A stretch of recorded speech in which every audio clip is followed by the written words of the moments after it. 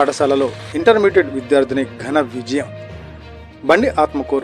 బండి ఆత్మకూరు ఆదర్శ పాఠశాలలో చదువుతున్న ఇంటర్మీడియట్ విద్యార్థిని వి మధులోహిత ఆంధ్రప్రదేశ్ రాష్ట్రంలోని అన్ని ఆదర్శ పాఠశాలల్లో టాప్ ర్యాంకర్గా నిలిచి ప్రతిభ చాటింది.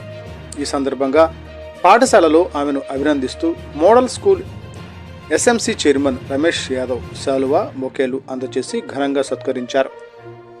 ఈ సందర్భంగా చైర్మన్ రమేష్ యాదవ్ మాట్లాడుతూ విద్యార్థిని మధులోహిత తన ప్రతిభతో ప్రైవేటు పాఠశాలల విద్యార్థులకు కూడా సవాల్ విసిరేలా నిలిచిందని ప్రశంసించారు. అలాగే ఈ విజయానికి కారణమైన విద్యార్థిని తల్లిదండ్రులు మరియు ఉపాధ్యాయులను కూడా ప్రత్యేకంగా సన్మానించారు.